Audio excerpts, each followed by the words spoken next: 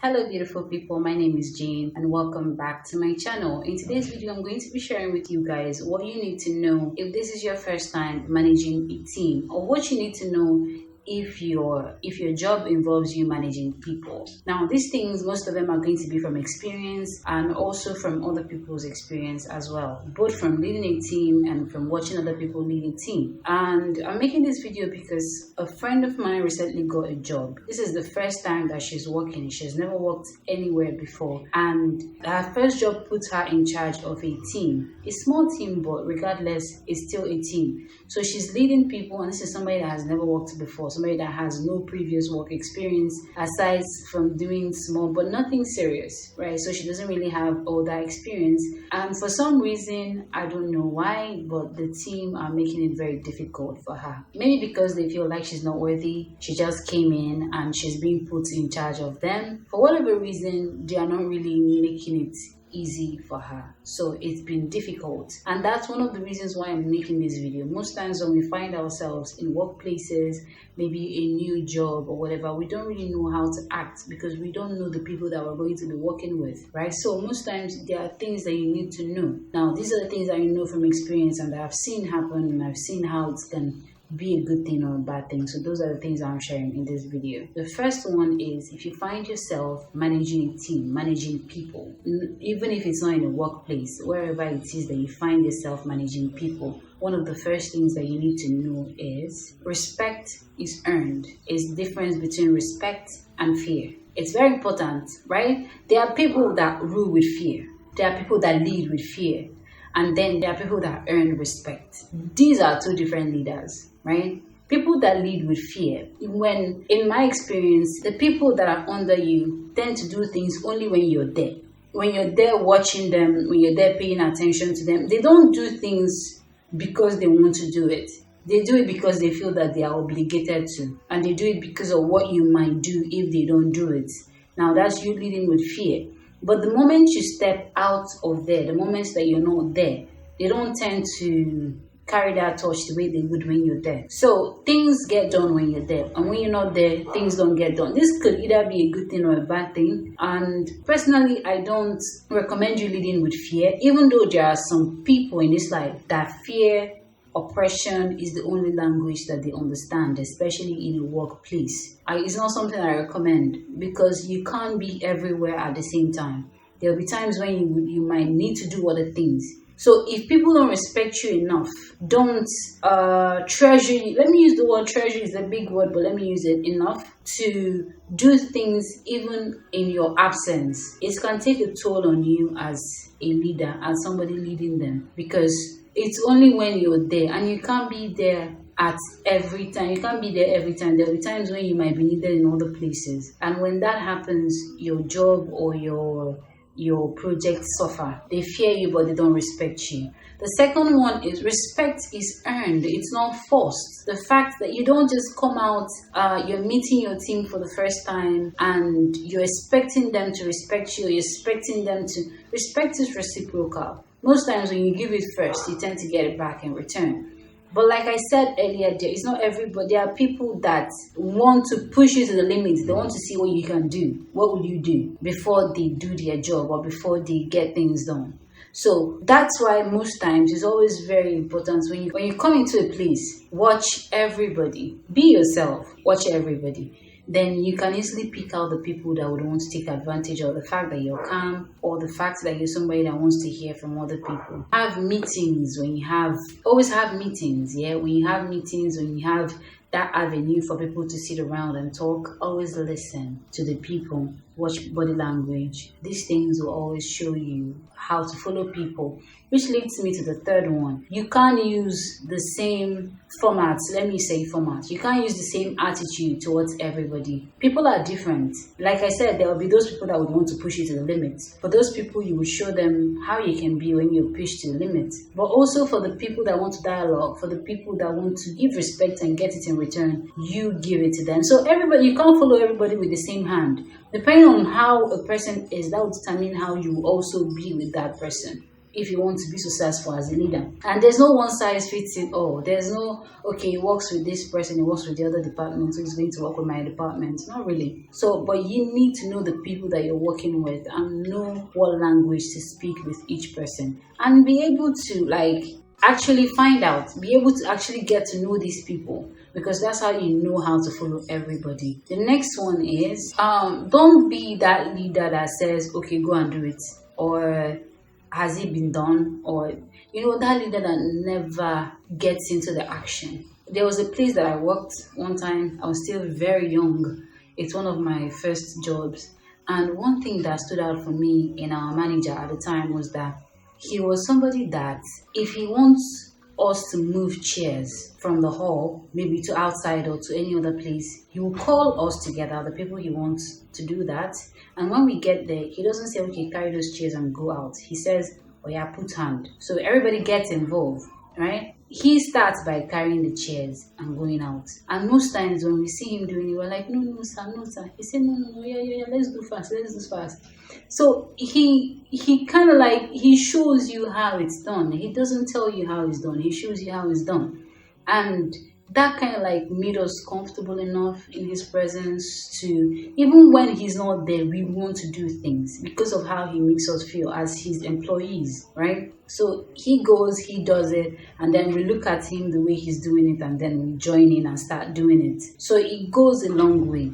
If you're that leader that you're only telling people, yeah, okay, carry this thing and go and do this, is it done? And you never even go to supervise, you never even go to find out whether it's being done, whether it's being done the right way. You just talk. People tend to get the wrong impression and the wrong idea of you. So that's very important. The next one is prioritize feedback. Prioritize, like I mentioned earlier about meetings and stuff. When you have meetings, or you call your team together and you're trying to ask them, how has it been? What's going on? Make the avenue comfortable enough for people to be able to talk to you. It's not when somebody opens their mouth and starts saying, this can be better, you get defensive. If you're that kind of leader that people cannot criticize, people cannot speak their mind, you're not going to get honest feedback. And when you don't get honest feedback, things will not change, things will not improve. Get everybody comfortable enough to be able to talk, because it's also in talking that you get to know who is who and how you need to follow these people and how to get the best out of them as individuals.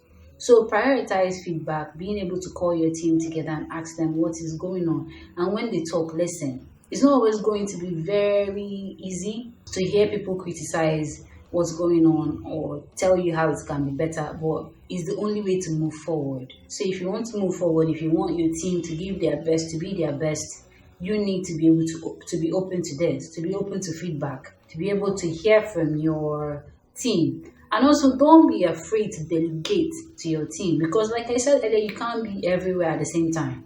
So you need to be able to delegate. There are some jobs that you need to be able to give somebody and say, okay, I'm putting you in charge of this. Yes, I am the leader, but I am putting you in charge of this. So make sure that this gets done, because you know that that person is capable and they will be able to do it. So that goes a long way. Being able to know your team. And how do you know your team? Is by getting feedback and also listening to them. When they talk to you, listen. So the next one is, even though this might be difficult to do, try not to have favorite. And even if you do not, try not to. But if you can't help it, try as much as possible to not make it obvious that let there not be that one person that you're always calling in. Let there not be that one person that you're always trying to get involved with. There's that one person. Even when you're trying to talk, you're always comparing that one person with other people, telling other people how they should be more like that person. It's not always a very good thing to do when you're managing a team or when you're in charge of people. Even if you have favorites, don't make it so obvious. Make everybody feel like they have equal chances with you, like they actually stand a chance. So don't have favorites. That one person that you want to give everything, that one person you feel like they deserve everything and other people don't, is very important. Because if people get the idea that you have a favorite, you're making the person's job, your favorite job, very important, because he or she can't be a part of the team the way that they are supposed to be. People will always separate from you, the leader, and your favorites. They feel like if there is anything, you people should go and discuss or you people should go and do it the way. They will only do what they believe is their job, but they will not go over and beyond for you. They feel like that should be left for you and your favorites. So it's not always a good thing. The next one is try to get involved in the lives of the people that you're in charge of. This might not always be easy, but try to care. If a person, your team members, if it's one of their birthdays or their special days, try to make them feel special on that days, even though they are at work.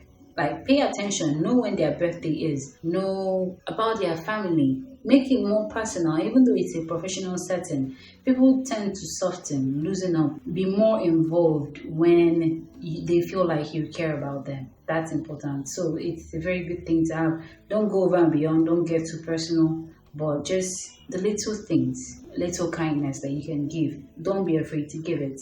It goes a long way, motivating people to give more, to be more in a workplace. The next one is don't be stingy. Like, there are some people that can't even say thank you, that can't even say you did well, well done. There are some people that can't say even little kind words, and you're in charge of a team. And when they do something, you can't give accolades, you can't give incentives. These are ways that you can motivate people, right? It's not you dashing them something and saying, why would I tell you thank you when you do your job? You acknowledging the fact that they did the job and they did it well. It's not just for them, it's for you as well. They say when they praise a person for what they've done, they will do more. Yes. So cultivate that. Don't be stingy with accolades or acknowledging people or telling people when they're doing something good. Don't be stingy with that information. Be able to tell people, well done. Be able to do it in any way that you can. If you can't just say it with words, say it with words, but also back it up with gifts, incentives, and other things. That's why you see some companies, they do stuff like paid trips, and they pay for vacations. They also give insurance and all those other things. That's why they do those things, is to motivate the people that are working for them. A way to say thank you for work, for job well done. So be able to give people accolades and don't take the glory. Don't always be that one person that has to take the glory. When other people does the work, you come out and you take all the glory. That's not always a good thing. Even though some people might say you're the leader, the work that they do reflects on you. That's true. But also carrying them along and saying, even though this has been done, I wasn't the only one that got it done. This person contributed, that person contributed. It goes a long way in giving these people this sense that they belong in an organization. So that's a very good thing to have as well. The next one is, remember when I talked about having meetings, like bringing people together, talking, trying to get feedback? Yes.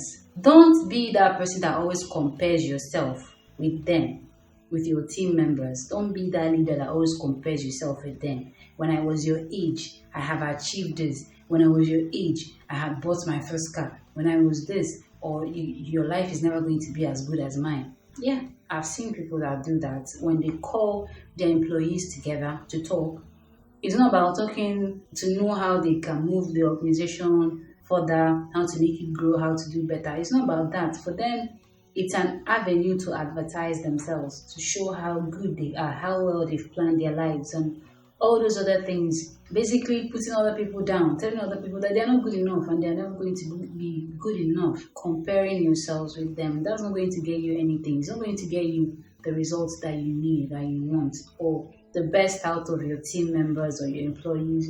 If anything is going to down their spirits, it's going to dampen their spirits, it's going to make them feel like this is not a place for them and they will not be wrong. So in as much as you feel like you're good, you've achieved it in life, like, keep it to yourself, especially when it comes to such gatherings with your team members or your employees. Let them see it for themselves. Don't be the one telling them how it is for you. Nobody asked you.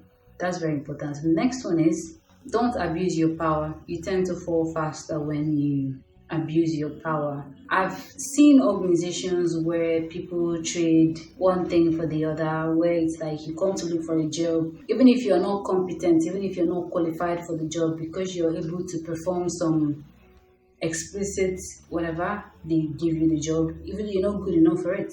So that's you basically abusing your power. And when you start going down that route, there's only one way down. You're putting the progress, the success of your organization in jeopardy. And that cannot be a good thing. That can't be a good thing. It's only going to make, that's you mixing business with pleasure. When you mix business with pleasure, the two don't go hand in hand. It's not going to work. That's why you see some organizations one day they're like on their way, they are doing good, they are doing well, but before you know it, they just collapse. That's no way to go. And one of the things you need to know is that employees talk, people talk, even though you might not expect them to. The fastest way to spread news is by telling somebody not to tell the other person. Because that person will tell somebody else and tell them not to tell the other person. And before you know it, the whole organization knows that this is how you act, this is how you used to do. And when you lose integrity, you lose respect, what is left? Nothing. So that's very important to note. Don't abuse your power. You're not going to get anything good from doing that. The next one is be goal oriented as a leader. It doesn't matter how long you sweat on a task, how long you spend on a task, how long you spend talking about it, discussing it, planning for it. All those things does not matter. As a leader, what your superiors are looking at or what they're expecting from you is results. So you have to be goal oriented. It's not about talking about it. So whenever you're thinking of a project or something that needs to get done, the thing to think about is how will this get done? It's not about how long we can spend on it. What's the best way to get this done? Who's the best person to be put on this project for it to get done and also get done at a reasonable amount of time? Because if you're doing good work but it's always coming in late, that can be a good look for you as a leader. So being on time and also being able to provide the best results. So be goal oriented. That's one thing you need to know. And how do you reach your goals? If you and your team members are not in sync, if you people cannot work together with each other, if whenever you start a project you can't stop arguing, you can't move forward, things are not going to get done. That's the truth. So be goal oriented and always think of the best way to get things done or get things done. So these things are a few of the things that I have seen work, based on experience. Like I said before, I have worked in quite a few places. I've worked in so many places.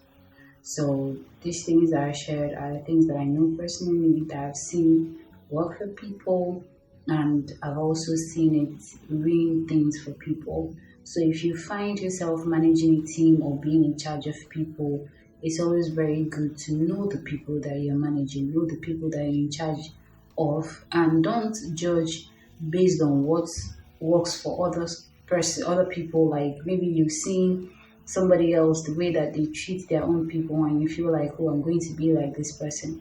Oh, this person gets things done by doing this. No, it's always very good for you to know the people that you're working with, know who they are, then you know how to relate with them, and don't be biased. Always, most times when you come into an organization for the first time, there are always those people, coming to you, trying to get close to you, giving you information about other people. Those are the people that you need to be wary of. You need to be wary of those people that always come and give you information about other people, telling you this person is no good, that person is no good. Don't ever judge a person, especially a subordinate, somebody that is lower than you in an organization, based on the information you got from somebody else. If you don't know them personally, try to get to know them, then decide for yourself how you're going to work with those people. But always try to know your team. When you know your team, it's going to go a long way in helping you do your job better as a leader. So those are the things that I want to share with you guys in this video, and I hope that it helps you. This can also work not just for leaders, but when you find yourself in a workplace, in an organization, this will help you to know how to navigate, how to be around people. But you need to know people before you know how to be around them. And don't assume, be open-minded, and be goal-oriented, because at the end of the day, you were given that job for a reason. There's something that the organization believes that you can do, and you have to deliver on that. So always have that at the back of your mind. What you're looking for is how to get the best out of your team. So now it's left for you to devise how to do that, how to get the best out of your team. So thank you guys for watching this video. I really appreciate you watching it. Please don't forget to share it with other people you feel like they should see it and give it a like.